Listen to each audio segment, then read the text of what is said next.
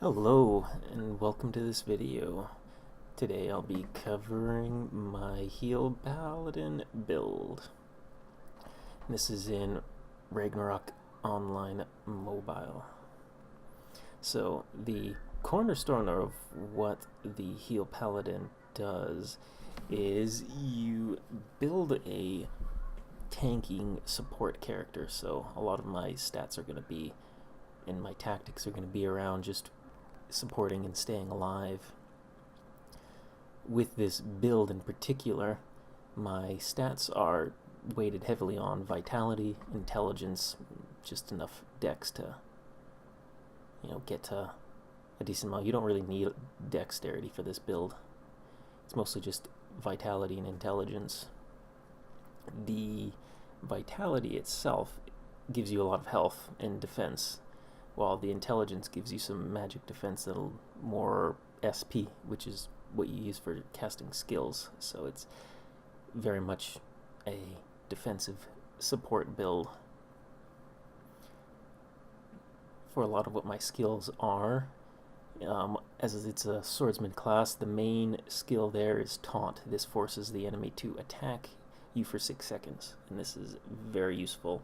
It does help reduce defense, and it does buff the enemy attack, but I've got some runes that reduce that punishment and also double the range to 2 meters. Endure is also a pretty useful skill, as it prevents you from being stun locked, and that's a very useful skill. Heal, which I currently have at level 20 because that's the main part of my build, is there. And devotion is another skill that you kind of use. I don't really use it very much for this build because the main thing is I'm going to be getting attacked, and devotion you only really use if you want to prevent somebody else from getting attacked. A lot of my other stats are focused on, or skills are focused on divine punishment, which I'm currently leveling up. As you level it up more beyond level 10, it gives you poison resistance, which will be a little more useful for very specific enemies. But retribution level 20 gives you this holy damage plus 10, and that's very useful for a heal paladin, as heal is considered holy. Providence is another neat skill, as it'll give me demon resistance, good for tanking demons.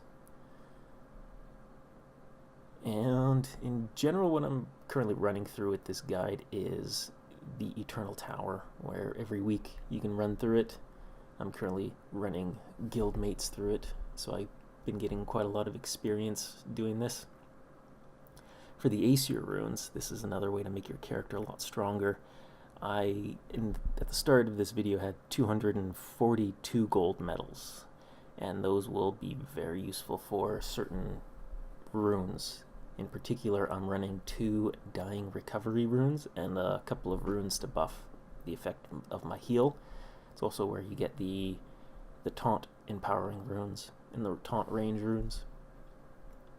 The dying recovery you won't really see it right now because it will only trigger when I'm either at 15% health or 30% health. With 2 of the runes, I'll be able to sit at 30%. And then the rune will activate, and my heal will go from like 6,000 to 17,000. And since I have a little over 100,000 HP, that's a very significant boost to my heal rate.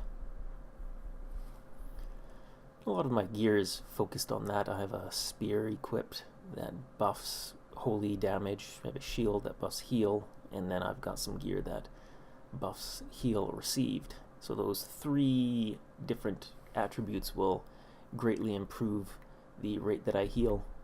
So you can see there I'm healing myself for about 6,360. That's with a Priest Bless, giving me more intelligence, because intelligence increases the power of heal. And my general tactic for tanking is to just switch between taunting and healing. Taunt has a 2-second skill cooldown, but a 1-second cast delay. So that means I can use another skill after 1 second of taunting. And this is allows you to do one taunt and then one heal and then go back to taunting again if you need to. You can wait 5 more seconds after taunting before you really need to recast it, but as security, as insurance, it's usually a good idea to recast taunt as often as possible. Another reason for casting taunt a lot is it can cancel casted skills that bosses and stuff do that you can't interrupt. So if you see like a progress bar pop up above a boss's head, that means that they're casting a skill, and taunt can interrupt that and force them to change what they're doing. So in this case, I can't really cancel his skill, these bosses' skills reliably. You can see it's up for maybe 1 second, and it's too hard to use a 2-second skill delay to cancel his bowling bash. So I'm just using it to make sure he stays aggro on my target, on me. And so often what I'll do is I'll taunt once, heal twice, or taunt once, heal, taunt, heal, and just switch between that. So you can actually even see with the different progress rates on the skill bar on the bottom left. And you can also use that time sometimes to recast defensive buffs like Auto Guard, Endure, and Shield Reflect. Those are 3 main defensive skills. Providence is also a defensive skill that I can sometimes recast, but it has a very long cast delay. So if I use it, I can't use any other skills for quite a while. So I'm always hesitant to recast Providence, though you only really need it if you're fighting demon racial enemies. So Moonlight Flower, for example, is a demon, so I will get that extra 20% demon resistance from Providence. You can see as a general strategy, it's just taunt, heal, and taunt. Later on, when we get to the harder difficulties, it becomes a lot easier to see where some of the troubles can come in. In particular, one of the things that I recorded a lot of in this video was desyncing. And so the desyncing can happen randomly sometimes, but usually it's based on your character being interrupted, but then the client doesn't really show it. So right here you can actually see my character doesn't really exist by Orc Hero. He doesn't see my character, and therefore he actually aggroes onto somebody else before my client resyncs with the server. And one of the party members even is worried that he screwed up, but it's like, I desynced. My character existed in non-existence for a while, so it can take a while for the desync to calm down. And here we see he actually escaped from me, even though I was recasting taunt. What happened there was I started desyncing again, and my taunt was no longer being recognized. Even though client side I could see my taunt going on him, the server for some reason just doesn't recognize it, and so therefore the boss ends up running wild. So one of the things that can influence that is the use of Auto Guard, which is one of the defensive skills that paladins have, and it makes you basically block 50% damage.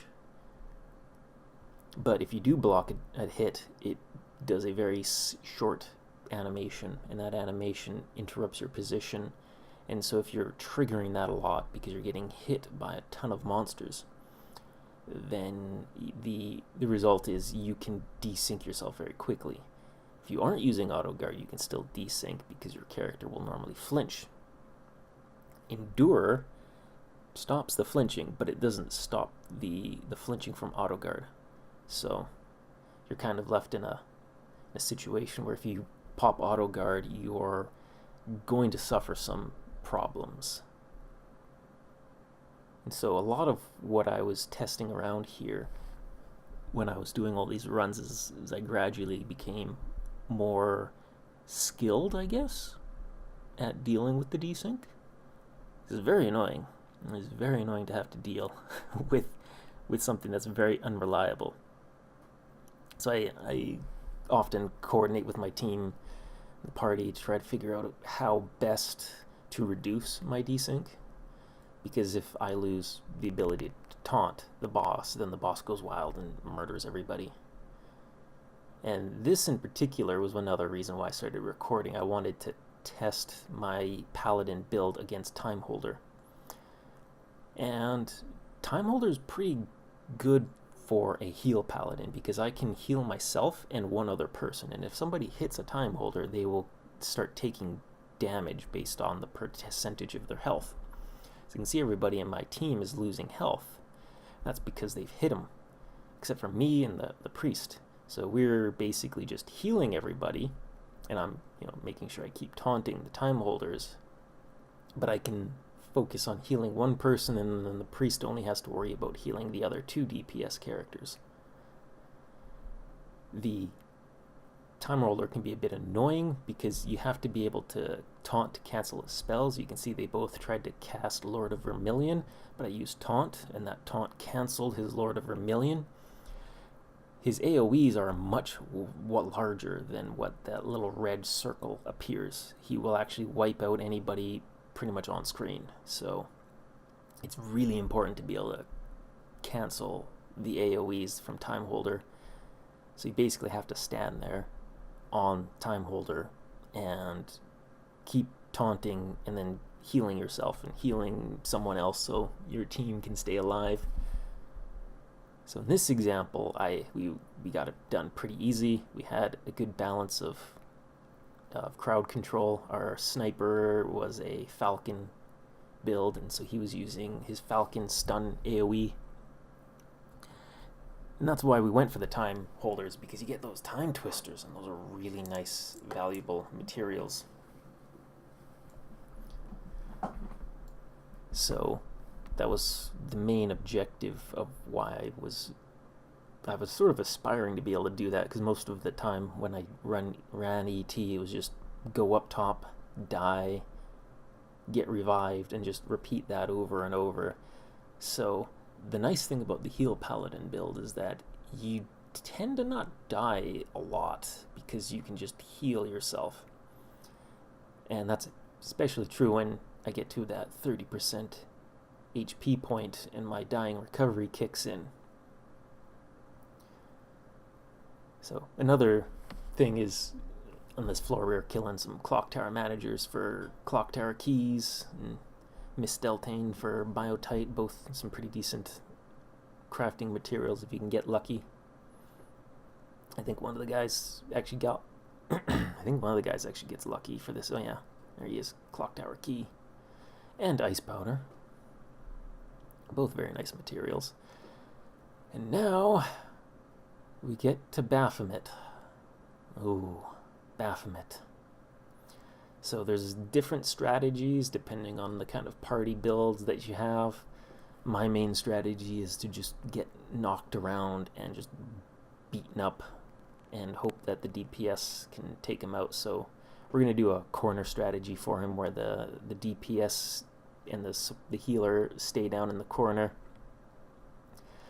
and then I drag him around. So in this case we're going to try and kill Baphomet first, because he's the more annoying one. He will cast a lot of AoEs. You can see he was casting a Storm Gust.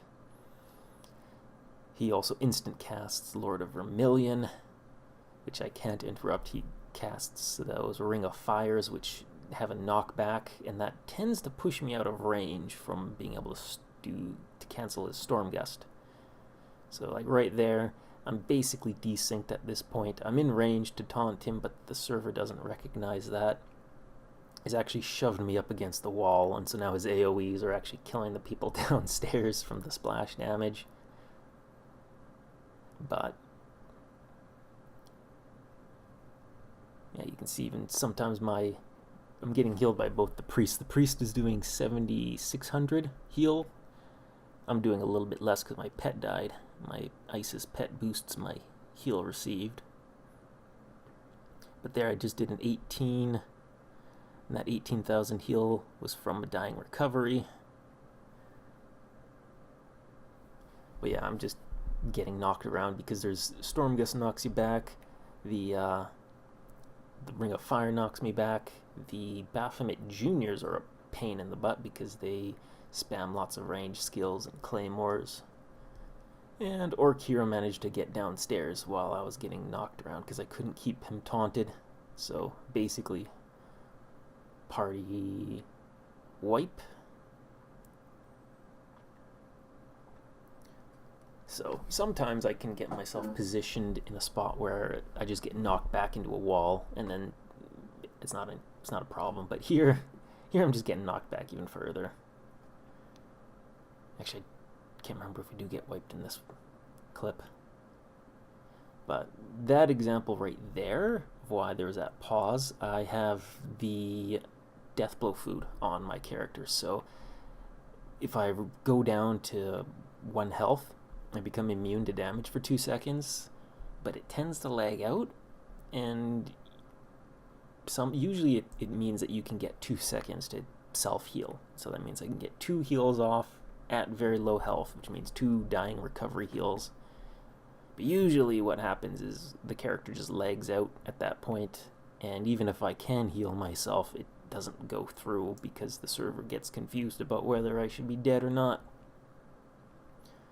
So then often I'll just be standing around and just blop, die. Oh yeah, this one, Tempest had to go for business, so we go to an easier floor full of melee only, because Baphomet is considered a magic MVP. Magic MVPs are much higher difficulty because of that AoE, their range, and the melee MVPs you can cheese by doing the corner strat a lot easier. You can corner strat Baphomet, but there's also a chance that he might just nuke you from the top area, because he does have that ranged AoE he can cast. But like I mentioned here, it's corner strat for safety. I'll basically just grab Doppelganger and Moonlight Flower, both demon races. So I have 10% passive demon resistance from Divine Protection. I got a hat, the Heigen hat, which is 10% demon, and then 20% from my Providence. So I've got a pretty decent amount of demon resistance. Just doesn't really matter against Baphomet. He likes to just knock you around all over the place, which we will see more of later. But here, it's basically just me standing in a spot, and you can see I still desync, right? But the boss, they'll start running away. They want to go downstairs, but then they'll break aggro from the people who are downstairs, and they'll turn around and come back to me. And because I am healing, I'm actually generating aggro, and so I am constantly generating generating a little bit of aggro.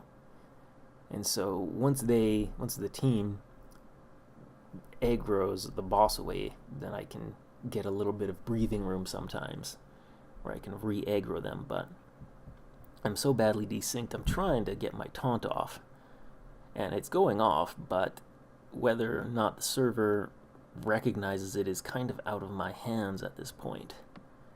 I'm just kind of hoping that I can taunt them. I've got the mobs taunted, but the MVP is just like, meh. So one idea that could be going on is just that my client is just so badly synced to the server at this point that when I try to taunt him, it doesn't recognize it. And other people often see the same thing too. I've talked to people, and they'll see the same stuff that I'm seeing. They'll see like a taunt go off, and the MVP is standing within range, but then he doesn't get taunted. So it's weird and annoying.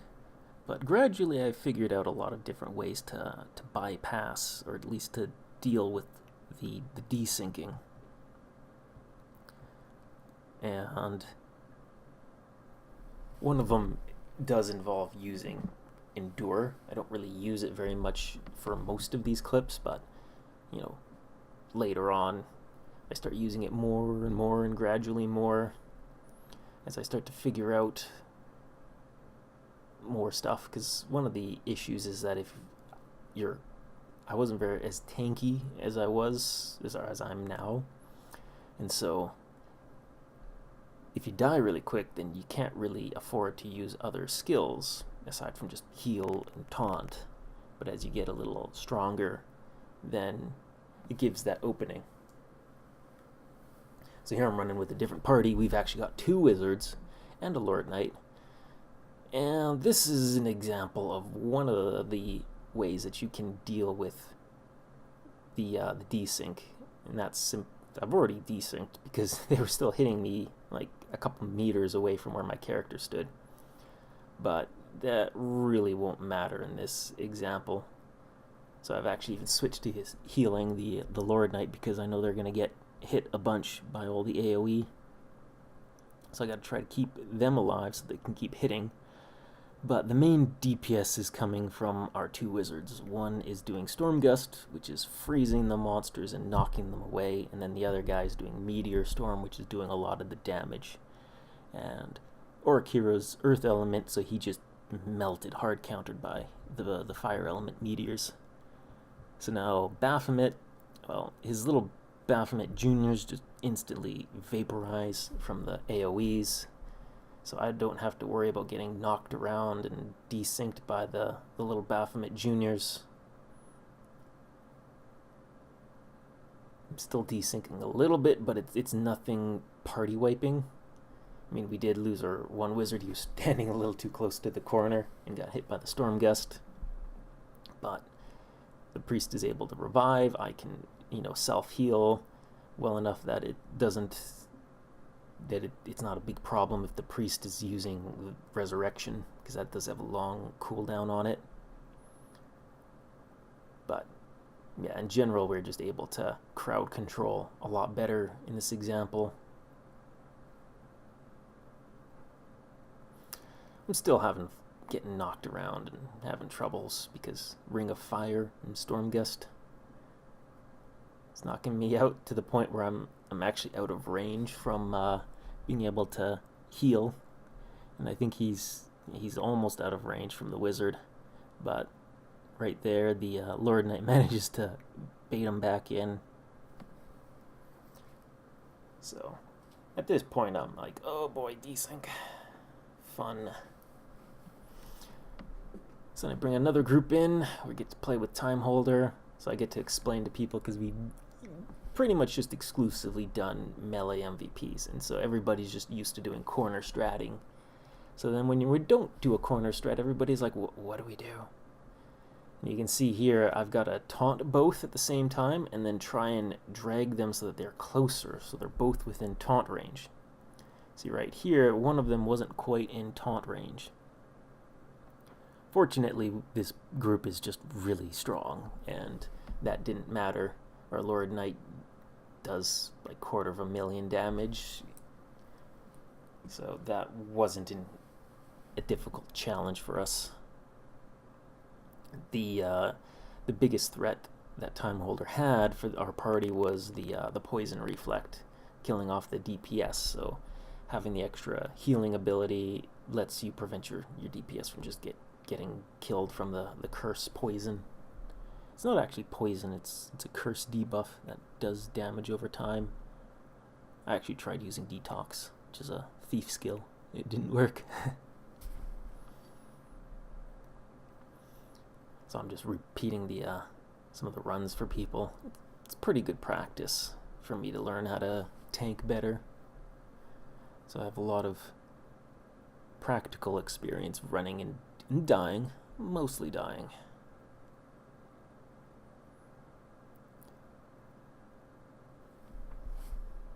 So in this example, we are actually going to target Orkiro first, because I realize we have a really strong team at killing Orkiro. He's Earth Element, he's just going to melt from the meteors, so he'll probably end up dying first. So then we can just focus Baphomet afterwards. And in fact, a lot of the people didn't do the corner strat in this example. So our wizard's out there with the priest. Now, the priest is actually a really good full support priest, so I was getting about 34,000, yeah, the 35.5 thousand heal there. So that's her heal on my dying recovery, so having a full support priest paired up is really nice, because that's a third of my health regenerated in one heal. Essentially just makes it extremely difficult to die. Especially when I have death blow food, but I think my death blow food is expired by now. At least with this new party, because this is another party run that we're doing. We're doing floor 90.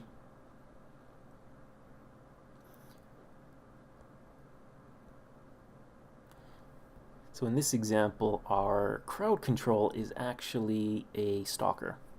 I got the stalker to plagiarize level 3 Stormgust, which you can get from Manolian. That's a really useful skill for doing Eternal Towers, because it lets him do some degree of crowd control, right? He can cast that and it freezes the mobs.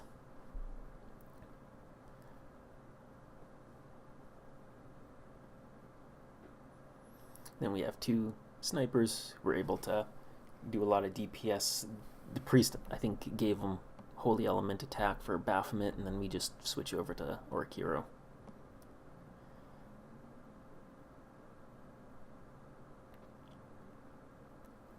This is another floor 90, except it's the Moonlight Doppelganger floor, where I'm running some alt characters that our guild has, running them through ET. So we're doing some of the easier floors because they're not quite the strongest characters that our guild has. And in this one we can very easily see the effects of that desyncing, where the Moonlight just runs off and then comes back. And even though I wait right when she gets back and I use Taunt, she's likely to just run away unless I generate enough aggro. She's also attacking the champ, who has a safety wall on them. So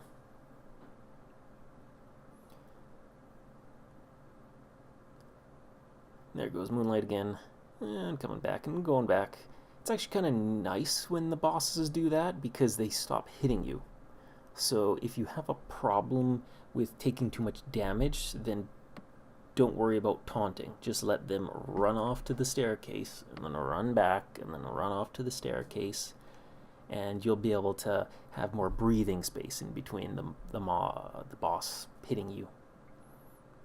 It's especially true with these higher ET floors where there's more than one boss, and they both aggro at the same time. On floor 80 and 90, they will aggro together and attack the same person usually.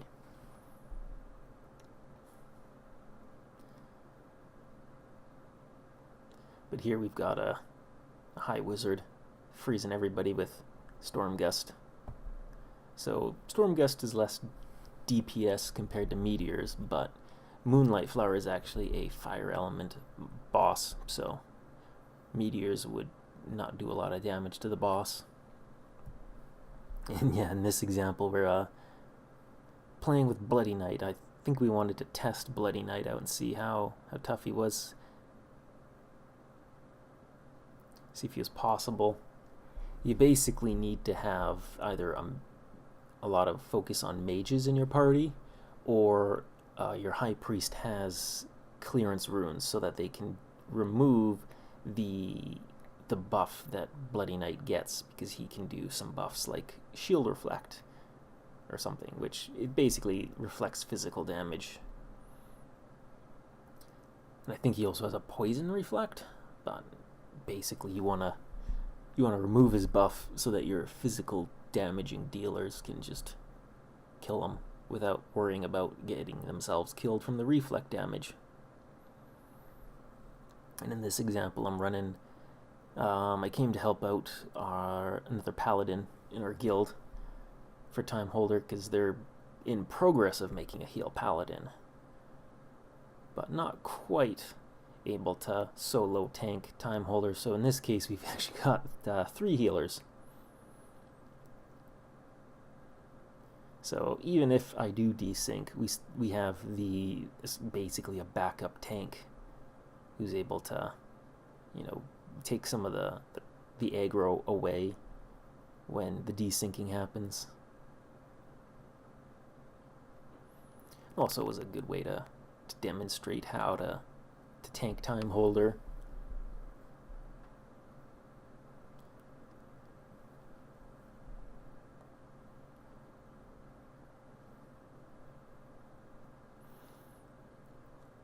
Now, Time Holder does 2 different AoEs. One is just a wind element, and then the other is a fire element. But yeah, like I mentioned, they have a very wide AoE, so you want to try and cancel them if you can. Unless, of course, your whole group has really good elemental resistances, or they can stand far enough away. So that's something that this group, we did manage to clear the Time Holder, but I forgot to record it because we made quite a few attempts. A big part of it was just difficulty with crowd control with this group. Our assassin has Grimtooth, which is pretty good at clearing the mobs, but the mobs can still attack while they're alive for that short period of when they're being cleared. A Whitesmith can do some decent crowd control. Hammerfall, in particular, can stun a couple. Cart Termination can knock them back so that they stop hitting the tank for like a second. But it's actually noticeable. I've done that a couple of times and had the Smith spam Cart Termination and much less desync. So it is useful to have that happen. But in the case of some of the higher floors, it gets a little difficult if you can't clear the mobs out fast enough. Especially also if you need to prevent the desync to cancel AoEs, then it becomes a bigger problem.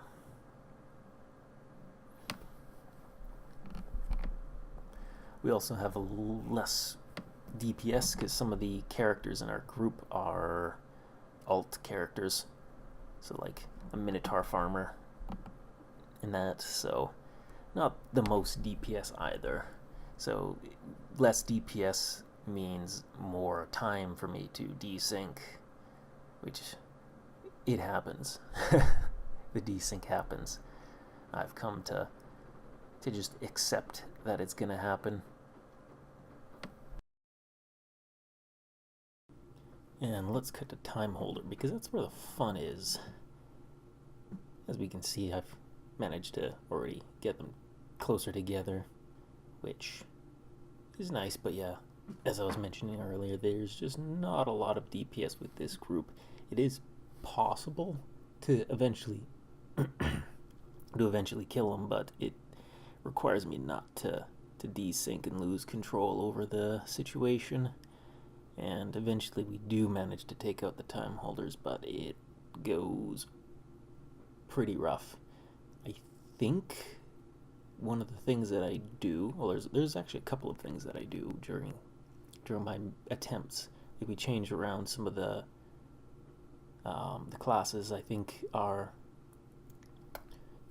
merchant changes, or he changes from blacksmith to back to champion, and trying out different tactics about whether we focus on crowd control or single target DPS. And I also think at this point I upgrade my pauldrons, which costs quite a bit, but the pauldrons, when they fully upgrade, have a chance to auto trigger endure, so I figured I would try to do that to help reduce desync, because endure does help reduce desync from hits. Not when you're using autoguard though. Autoguard still desyncs, but the general attempts gradually get a little better and better, as we try. So here we try out the single target DPS, but yeah, as soon as I desync, at least one of the time holders will usually run off and murder everybody else. We have figured out where like the safe range is for the healer and for the Grimtooth assassin, so that they don't get nuked if one of the AoEs does go off. So yeah, we see here the AoEs get to go off, and yeah, the healer was slightly in range, but the assassin was just out of range.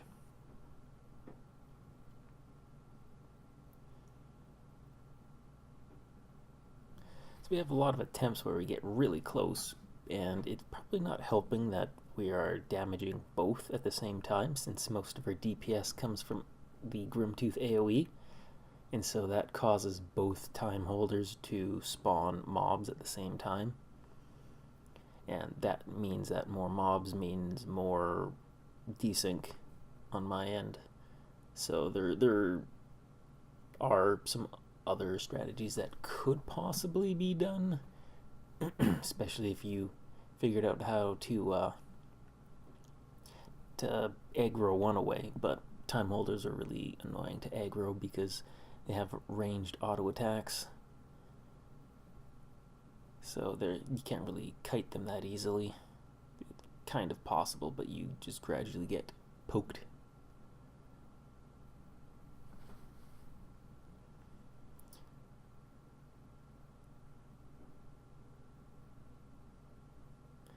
And another attempt. Ray. Yeah, at that point I still had my pauldrons at tier 3 or tier 2, I think, because it costs 2 clock tower keys and 3 time twisters, I think, or the other way around. So that's quite a lot of money to invest in upgrading that. From my experience of using the pauldrons auto casting endure, it's useful if you don't have the unlimited endure runes. Once I got at least 2 unlimited endure runes, then the pauldrons really, they don't seem to be useful, because I would rather have the control over when endure is on. But if you are not using unlimited endure, then the auto casting chance when you get hit is kind of convenient, because normal endure is just a number of hits and then it expires. So it can actually expire faster than when the cooldown goes. So having the pauldrons upgraded lets you have that chance where the endure will auto cast before its cooldown is over.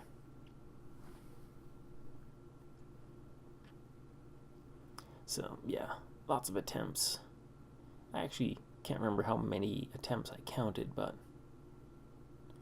eventually I was just like, I'm recording a lot of stuff.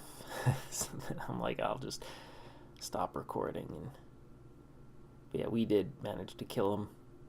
Gradually figured it out. And sometimes it's just luck.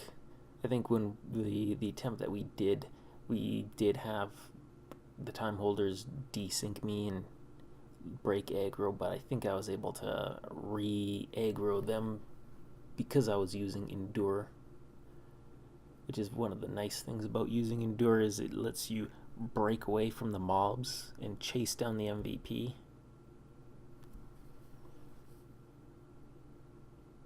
But here's another group, because yeah, I forgot to, well, not that I forgot, but I just stopped really caring about recording all of those attempts. So with this group, we've got that balance of we have a Meteor Storm Wizard and a Storm Gust Stalker. So we have pretty good crowd control, though the Storm Gust isn't really needed, so I don't think we're actually relying on it. Or actually, I remember what happened when he gets poisoned or cursed by Time Holder. The damage that he receives actually counts to interrupt his cast. So if he can't cast the Storm Gust fast enough, then it actually fails to cast properly. So here I'm demonstrating. I'm trying to see if I can kite the time holders, but it's like not really. But my group is able to at least respawn and get in, but yeah, they get wiped. So it was an attempt at least, but it wasn't able to aggro both time holders at the same time. So fun, lots of attempts, but as we gradually figured out, because I think this was the first time I had realized that the poison dot, or the cursed damage, actually cancels Storm Gust and spells like that. So that was useful to know. So we're just relying on the wizard to just kill everything with meteors, which doesn't work that well for crowd control. It's, you know, it's okay, because it does have a chance to stun, but it is a pretty low chance, so it's not the best crowd control. You can see here I'm trying to make sure I get them aggroed, because when people hit them, the actual boss will flinch a bit, and they also, after they do fail to cancel, or when I successfully cancel a spell, time holder likes to just sit there for a few seconds idle. It's annoying. But assuming everything goes well and there's no horrible desync, then time holder's pretty easy for a Heal Paladin. And gradually, as I got those Endure runes, those were really nice. It always seems like they're not that effective, but you know, after trying them out for a while, they are very useful. Would definitely recommend getting Endure runes at some point. Oh, nice. That's right. Some people can get double time twisters if they're lucky. Also around this time, we were experiencing a bug that some people have reported, where they don't actually get any loot from time holder, which is really annoying when you do like floor 80 or floor 90 with 1 or 2 time holders, and then you get no loot at all. It just completely bugs out all of your drops from that floor. We've actually tried redoing them just to see if they bugged out their drops, but yeah, I've heard that from other people as well, that it sometimes time holder bugs out their loot. So it's always nice if people can at least get one time twister out of it.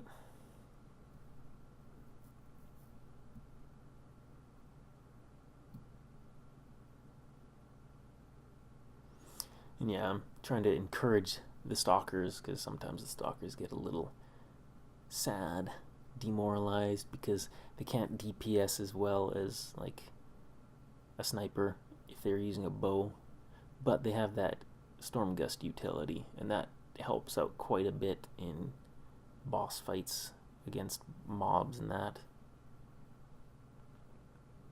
It's not something they usually think about. You only really need a level 3 plagiarize to plagiarize Storm Gust from Enolians. The lower level the Storm Gust, the higher level, or the higher the percentage chance of freezing is, so it's not a level 1 Storm Gust, but it does the trick.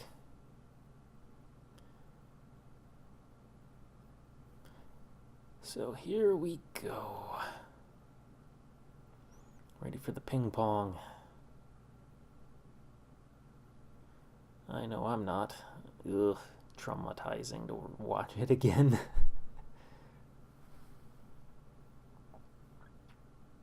Because yeah, it's the usual of me heal, fail to taunt because Baphomet's just slightly out of range. This is one of the reasons why you want the taunt range runes as a pretty big priority, because that 1 meter extra range is really nice. Those squares that you see on the map, that's basically 1 meter. So taunt has a very short 1 meter range at the start. So getting both the runes means that you get a 2 meter range. And that's really nice. But yeah, there I'm a bit too desynced, and I failed to properly re-taunt them upstairs. So, but I am able to kind of kite, not very well. It's those Baphomet Juniors. You can see they've got ranged attacks like Claymore Traps and Soul Breaker. I was about to say Sonic Blow, but no, that's not Sonic Blow.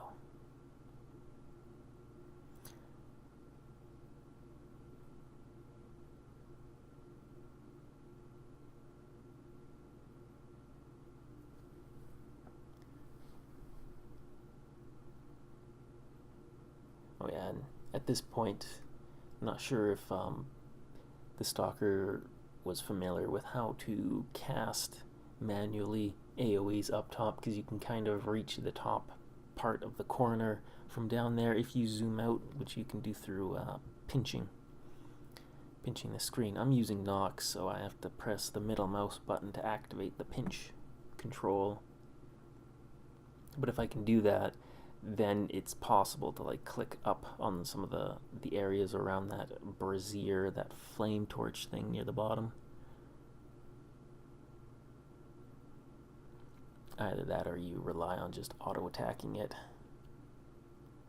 So a lot of what will happen here, this is how I used to just tank back when I healed like half as much when I was first running ETs.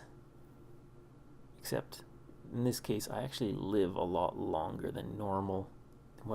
Not normal, but what I used to when I started out tanking for ET. Because when I started out tanking, it was just dying a lot. It usually couldn't survive very many hits from a boss at floor 80 or 90. So like Bowling Bash from Orc Hero was often enough to just one-shot me back when I had like less than 70,000 health. There we go. I managed to get a nice save there. I was able to taunt Baphomet from the stairs. Always nice to have happen there. Unfortunately, what happened here is the high orcs mobs that was spawned, they kept me stuck in place because they were wailing away on me, and I wasn't able to re-aggro the bosses. And since the players below are only set to target the MVPs up top, I'm just kind of stuck waiting for the orcs just get bored of hitting me. That's one of the nice things. If somebody is manually casting, they can actually like cast a storm gust up there and freeze the orcs. Woof. Poor priest got knocked out. Fortunately, we're not wiped because they stopped trying to go downstairs until that moment there when the rogue, but they actually stopped going down the stairs. They just killed him because I think he was not sure if he was trying to revive me or if he was just set his character to try and cast somewhere, but then his character just wanted to run up, which happens. But we came close to party wiping, but not in this case. Sometimes the MVPs get really fast when you damage them enough, and they're fast enough that they can make it down the stairs before they lose aggro. So this is often the case with Orc Hero. He gets really fast and just races down and murders everybody. Oop. And then Baphomet nuked her. Two of our people from up atop. But with Orc Hero down, he's kind of quite annoying just because of his auto attacks. He does a lot of damage there. Then I managed to get another taunt save, pulled Baphomet back up. And then I get to try and pull him back into place. And then the fun part happens because all the mobs and the storm gust and the desync and the ping ponging and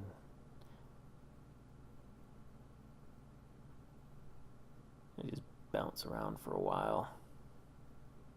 Except in this case, I've actually kind of gotten stuck in a corner, which means that I can at least keep in range of being able to heal, but my taunt's really not working.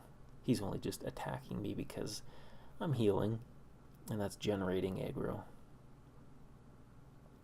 Yeah, I failed to dodge the Storm Gust because, again, desync, and the Baphomets are hitting me with Claymore traps, and that's causing me to flinch. So that's generally when Endure really comes out nice, because then you don't flinch nearly as much when you have unlimited Endure. But in this case, I'm actually not manually using Endure. I'm just getting bounced around the place because I'm too busy trying to heal. But since then, I've tried some different combinations.